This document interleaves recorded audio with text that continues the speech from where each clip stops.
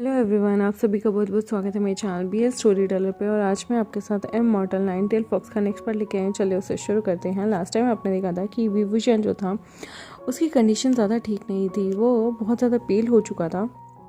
Even बहुत सारी चीज़ों में उसे थकान महसूस होती थी, लेकिन उसके बच्चे उसके एनर्जी का सोर्स थे। विंग जब नींद से उठता है और वो देखता है कि लंजा उसके पास था। लंजा की आंखें आंसू से भरी हुई थी और वो वहीं उसके पास सो गया था। सोते सोते भी लंजा की आंखों से जब आंसू गिर रहे होते तो अपने हाथों से विंग उसके आंसुओं को पोंछ देता है। वो प्यार से लंजा के सिर पे हाथ फेर रहा होता है। लंजा जो कि अभी भी सपने में उन दिनों को देखा करता था जब उसकी आंखों के सामने ही गौशी, जोशिशु यानी कि शिफू और विभूषण तीनों ही ख़त्म हो गए थे।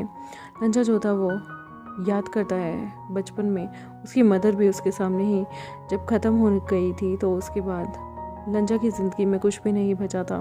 लंजा अक्सर ही अकेलेपन से बहुत ज़्यादा घबराया करता था और विंग के जाने के बाद तो वो ऑलरेडी बहुत पागल सा हो गया था। वो अपनी नींदों में बहुत ज़ोर से चिल्ला रहा होता है कि विभूषण उसे ज़ोर से हिलाकर उसे कहता है, लंजा लंजा क्या हुआ है। लंजा जैसे ही नींद खोलता है वो विंग को अपने पास पाता है। वह विंग को टाइटली हग कर लेता है। वो भूल ही गया था कि विंग अभी भी एक मरीज़ है। यहाँ पर वो विंग को बहुत टाइटली हग कर लेता है और कहता है, विंग मुझे प्रॉमिस करो तुम मुझे छोड़ के कभी नहीं जाओगे। विंग कहता है, लंजा डोंट वरी, मैं तुम्हें छोड़ के कभी नहीं जाऊँगा। देखा, मैं अभी भी तुम्हें छोड़ के नहीं गया।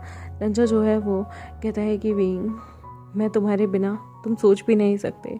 किसी पागलों की तरह इधर उधर भटकता था। मुझे केबल से बांधा गया, वो भी इमॉर्टल केबल से, ताकि मैं सब कुछ तोड़ ताड़ कर बैरियर छोड़ छाड़ कर ना भाग जाऊं। मुझे ऐसा लगता था वो लोग मुझे कैद में रख रहे हैं, बट मुझे नहीं पता था ये सारी चीज़ें मेरी हिफाजत के लिए हो रही हैं, ताकि कोई मुझ पर हमला ना कर दे। मैं ब्रदर और अंकल का एहसान कभी नहीं भूल सकता कि उन्होंने जब उस दिन तुम्हें वेंचिंग और वेनिंग लेने आए तो उन्होंने तुम्हें जाने दिया। उन्होंने मेरी फीलिंग्स को रेसिप्रोकेट किया और मेरी फीलिंग्स को समझा। प्यार से वो लंजा से कहता है, लंजा अगर तुम मुझे ऐसे टाइट हक करे रखोगे तो मेरा दम घुटने से ही मौत हो जाएगी। लंजा जो थोड़ा सा इजी होता है उसे छोड़ता है, उसके चेहरे पे हाथ फेरता है। यहाँ पर विभूषण थोड़ा सा साइड खिसकता है और लंजा को अपने पास लेटने के लिए कहता है। लंजा जो कि उसे देखता ही जा रहा था वो उसे देख देख के कहता है, विंग तुम कितने कमज़ोर हो गए हो। विंग कहता है, लंजा क्या तुम्हें दिक्कत तो नहीं, अब मैं पहले की तरह खूबसूरत नहीं रहा। लंजा कहता है, क्या बकवास कर रहे हो, मेरे नज़रिए से देखो तुम इस दुनिया के सबसे खूबसूरत ओमेगा हो। विंग फिर से कहता है, लंजा मैं पहले की तरह इमॉर्टल नहीं रहा, मैं जादू करके तुम्हें अब सता नहीं सकता। लंजा कहता है, किसे चाहिए था तुम्हारा वो बकवास जादू, तुम तो मुझे कुछ भी बना देते थे। अच्छा है ना, अब तुम मुझे कुछ भी बना के तंग नहीं करोगे। विंग फिर से मुस्कुराते हुए कहता है, उसकी आंखें अभी भी आंसू से भरी हुई थी। वो कहता है, लंजा अब मैं इमॉर्टल नहीं हूँ, मुझे इस चीज़ की बहुत खुशी है, क्योंकि मुझे सबसे ज़्यादा डर लगता था ये सुनकर कि तुम एक कल्टीवेटर हो, एक नॉर्मल इंसान, एक नॉर्मल कल्टीवेटर, और एक दिन तुम इस दुनिया में नहीं रहोगे। मुझे डर लगता था, मैं अपनी आंखों के सामने तुम्हें जाते हुए नहीं देख सकता था और ना ही मैं अपने बच्चों को अपने सामने मरते हुए देख सकता था। मुझे बहुत डर लगता था ये सोचकर भी कि मैं एक इमॉर्टल हूँ। इस लड़ाई में एक चीज़ बहुत अच्छी हुई कि मेरी इमॉर्टैलिटी ख़त्म हो गई, वरना मुझे नहीं पता तुम्हारे और बच्चों के जाने के बाद मेरी ज़िंदगी की जहर बन जाती। मुझे खुद भी नहीं पता कि मैं जी पाता या नहीं जी पाता। मैं तो घुट घुट के मर ही रहा था, हर रोज़ ये सोच सोच के कि मैं एक इमॉर्टल हूँ। वो लंजा प्यार से विंग के चेहरे को सहलाते हुए कहता है, विंग ऐसे मत बोलो। विंग कहता है, ऐसे क्या ना बोलो लंजा, तुम्हें क्या लगता है मुझे डर नहीं लगता तुम्हें खोने से? तुमसे ज़्यादा मैं डरता था तुम्हें खोने से। मुझे बहुत डर लगा करता था, ये सोचकर भी मेरा ख्याल, मेरा दिल कहीं ना कहीं रुक जाता था, डर जाता था कि मुझे एक दिन तुम लोग छोड़ के चले जाओगे। सोचो, जो एक साल तुमने डर के मारे बिताया कि मैं तुम्हें छोड़ के चला गया हूँ, वो ख्याल जब से तुम मेरे साथ हो और मुझे पता था कि तुम मेरे पार्टनर हो, हर दिन मुझे सताया करता था कि एक दिन तुम भी मुझे छोड़ के चले जाओगे, मेरे बच्चे मुझे छोड़ के चले जाएंगे। लेकिन एक चीज़ बहुत अच्छी हो गई। यहाँ पर वांगची जो है वो उसको प्यार से चेहरे को सहलाता है और उसके बाद विंग के करीब आने की कोशिश करता है। विंग कहता है, लंजा अभी मुझ में शक्ति नहीं, लंजा कहता है वीइंग डोंट वरी, मुझे भी पता है ये सारी चीज़ें और मैं उस तरीके से तुम्हारे करीब नहीं आ रहा। मैं बस तुम्हें किस करना चाहता था, सिर्फ तुम्हारे चीक्स पे और लिप्स पे। वीइंग थोड़ा सा आगे बढ़ता है और लंजा उसे प्यार से सॉफ्टली उसके लिप्स पे किस करता है। ये किस बहुत ही अलग थी। एक बिछड़े हुए मन का एहसास था, एक टूटे हुए दिल का एहसास था। न जाने कितने लोगों को खोकर ये किस, और 1 साल से किसी का मातम मनाए हुए किसी अनजान व्यक्ति को मरा हुआ देखकर लवांग जी ने वीइंग के नाम का जो मातम 1 साल मनाया है, उसके बाद ये किस उसे बहुत मीठी लगती है। हालांकि ये किस उनकी डीप पैशनेट रोमांटिक किस नहीं थी, लेकिन ये किस बहुत छोटी सी थी और बहुत सॉफ्ट थी, बहुत अच्छी थी। लवांग जी को एहसास होता है कि वीइंग उसकी ज़िंदगी में सबसे इम्पॉर्टेंट है। अगर वीइंग ना हो, उसके बच्चे ना हो, तो वो तो कितना पागल सा हो जाएगा। उसका धैर्य तो मानो जवाब दे चुका था जब उसे पता चला शायद वीइंग इस दुनिया में नहीं रहेगा, और यहाँ पर उसको उसके बच्चों से भी अलग रखा गया। हालांकि इसमें बच्चों की जान को खतरा था। वांग जी वीइंग को सीने से लगाता है और कहता है वीइंग, अब तुम मुझे खुद से दूर कभी मत करना। वीइंग कहता है तुम्हारे ब्रदर ने वेंटिंग को बोला है कि वो मुझे और तुम्हें अपनाना चाहते हैं। मैं धरती पे तुम्हारे साथ रहना चाहता हूँ। अब मैं यहाँ किसी काम का नहीं हूँ, मैं मॉडल भी नहीं हूँ, तो मैं यहाँ से वापस बिना किसी की मर्ज़ी के नहीं जा सकता। इसलिए मैंने वेंटिंग को तालिस्मान दिया था जिसकी मदद से वो तुमसे संपर्क करने वहाँ पहुँच सके। वेंडिंग हम दोनों को वहाँ छोड़ आएगा, और डोंट वरी, उसके बाद मैं तुम्हारे सेक्ट में रहूँगा। तुम्हें पता है मेरे लिए एक अच्छा सा नाम भी चुन लिया गया है। जिवजुन ने मेरे लिए मो सेक्ट के मो शियन्यू का नाम चूज़ किया है। कोई लड़का था जो इस लड़ाई में मारा गया। कहा जाता है वो मेरे जैसा ही दिखता था, लेकिन उसकी मौत की खबर किसी को नहीं पता।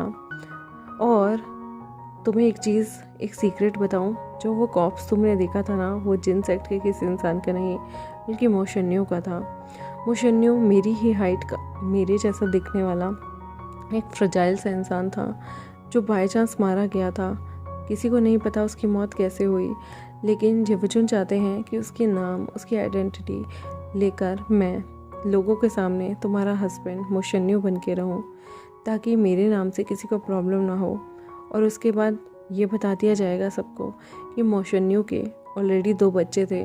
तुमने एक ऐसे ओमेगा को कोर्ट किया जो पहले से ही 2 बच्चों के साथ एक विधवा था, जिसको तुमने कोर्ट करके तुमने उससे शादी कर ली, क्योंकि सेकंड मास्टर लैंड जो थे वो किसी और अन्य स्त्री में बिल्कुल भी इच्छुक नहीं थे। इसलिए उन्होंने मेरे जैसे ओमेगा को कोर्ट किया ताकि वो बच्चों की परवरिश और बच्चों के बारे में उद्धार कर सके, क्योंकि यंग मास्टर लैंड को प्यार, रोमांस, किसी चीज़ में कोई भी दिलचस्पी नहीं है। यहाँ पर मुस्कुराते हुए लवांगची कहता है मुझे दूसरों में कोई दिलचस्पी नहीं है, लेकिन वीइंग मेरे लिए सबसे ऊपर है और मुझे वीइंग में पूरी दिलचस्पी है। इतना प्यार से बोलता है वो कि वीइंग कहता है लंजा मेरे और करीब में उतना हो, और प्लीज़ मुझे इस तरह से मीठी चिकनी चुपड़ी बातों में बहकाने की कोशिश मत करो। तुम जानते हो अभी मेरी तबीयत ठीक नहीं, और ऐसे में अगर कुछ हो गया तो मुझे डर लगता है कि पता नहीं मैं ठीक हो पाऊँगा या नहीं। वीइंग के लिप्स को क्लोज करते हुए लवांगची कहता है तुम और बच्चे बिल्कुल सही सलामत रहोगे। वांगची वीइंग को प्यार से सुलाता है, लेकिन तभी उसके बच्चे ज़ोर से पालने में रोने लगते हैं। वीइंग कहता है देखो ना, अब इन्हें भी भूख लगाई। वांगची, क्या तुम थोड़ा सा दूध लेके आओगे? मैंने वेंचिंग को कहकर ऑलरेडी बहुत सारा दूध गर्म करवाया हुआ था, बस तुम्हें थोड़ा सा गुनगुना करके लाना होगा, और उसमें 2 चम्मच चीनी डाल देना, 2 जरा सी चीनी डाल देना, एक चुटकी भर, ताकि दोनों बोतलों में तुम एक चुटकी भर चीनी डाल दोगे, जिससे बच्चों को गैस नहीं बनेगी। लवांगची कहता है और कुछ मेरे प्यारे बेबी? तो वीइंग कहता है नहीं, बस इतना सा कर दो।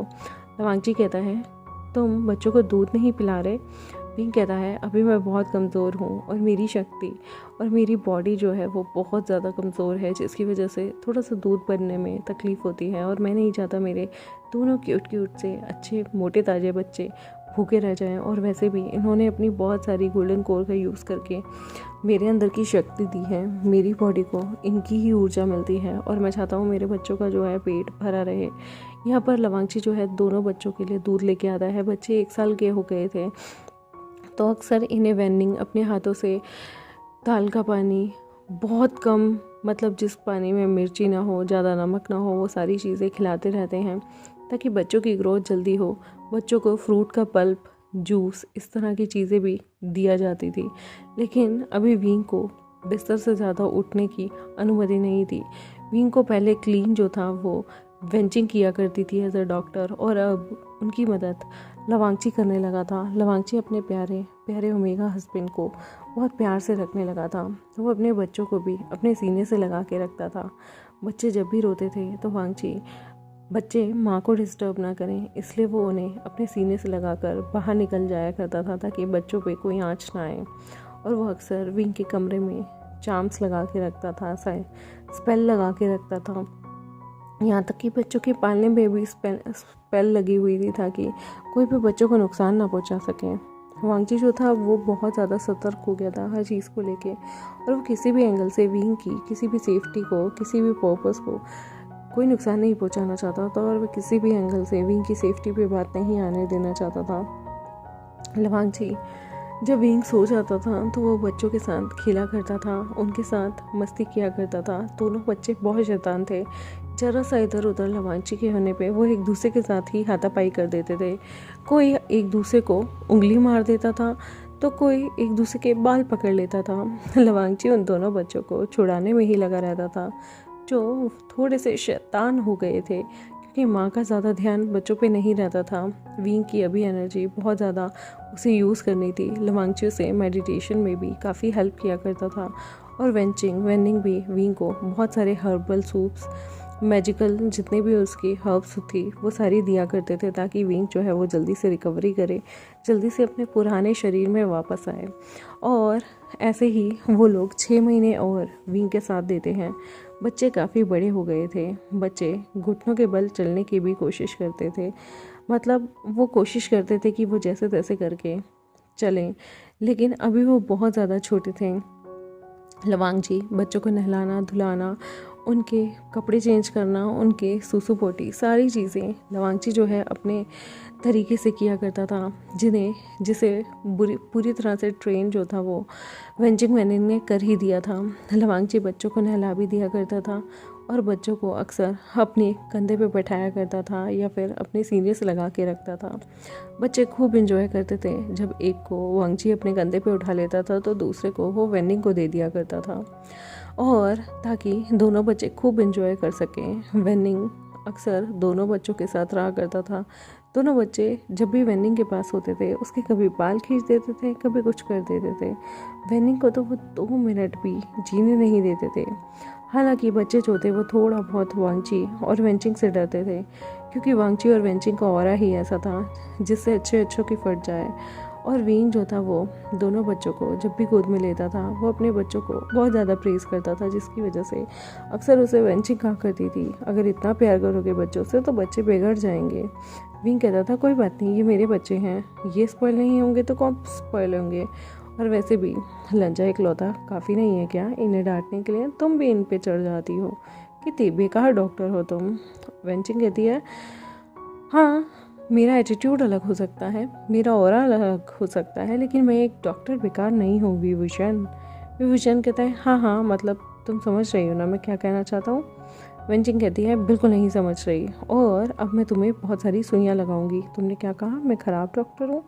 विंग कहता है नहीं मैं ऐसी बातें बिल्कुल नहीं करूँगा, तुम तो बहुत अच्छी हो, सबसे प्यारी हो, सबसे ऊपर हो, और तुमसे बेहतरीन तो कोई हो ही नहीं सकता।